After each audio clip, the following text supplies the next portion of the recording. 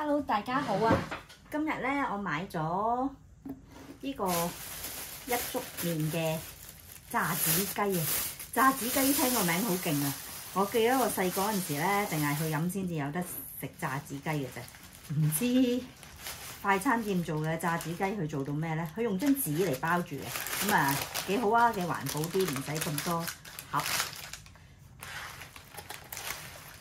佢免斬嘅，38蚊。想要啲咩咧？雖然唔應該期待好多，但係我都係期待嘅。嗱，其實就係一隻好普通嘅炸雞。咁啊，我一條友我冇理由食晒成隻炸雞嘅。雖然我係食得晒嘅，咁我就搣咗啲肉去。呢隻炸雞咧就4點至6點供應嘅外賣嘅，咁就買完即止咁，叫嗰陣時咧就因為係38蚊特價，佢原價50幾蚊咁樣啦。叫嗰陣時咧就即刻落鑊炸嘅，所以要等一陣嘅。嗱，即係一啲跟住就落鑊炸俾你啦，新鮮嘅，所以咧就都幾腍身下嘅。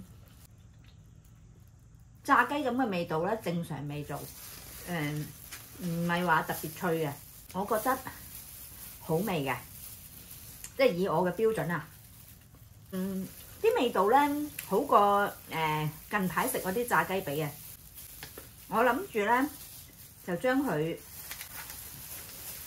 搣晒啲肉出嚟啊！搣晒啲肉出嚟，哇！我好中意，我媽話咧，佢好中意咁撕開隻雞嚟食，因為我媽嗰個年代咧。大家都係食新鮮雞嘅，咁咧其實一隻新鮮雞唔係咁容易撕出嚟嘅。不過我媽而家食唔到咁樣冇牙食晒成隻雞髀咁樣咬嘅。如果唔係咧，俾呢隻雞髀佢咧，佢實係好中意。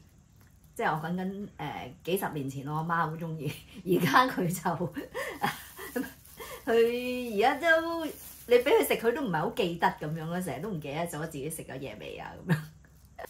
幾好啊，幾好啊！呢隻雞髀抵食啊，38蚊。不過佢今日係最後一日特價，咁跟住咧佢會做翻50幾蚊嘅。不過呢啲嘢咧唔會做好耐㗎咋。如果想食就快啲去食。大家睇下啦，咁我搣咗1盒嘅雞肉出嚟，咁就我覺得好味嘅。如果原價50幾蚊咧，就都可以買嘅。因為新鮮食咯要，但係如果我咁樣特價咧，我就算其實我而家我一個人都食唔到咧，我都會買嚟搣咗肉去啊，咁可以做三文治啦，過嚟做沙律啦，帶飯啦，我都覺得好適合嘅。唔講咁多啦，下次見啦，拜拜。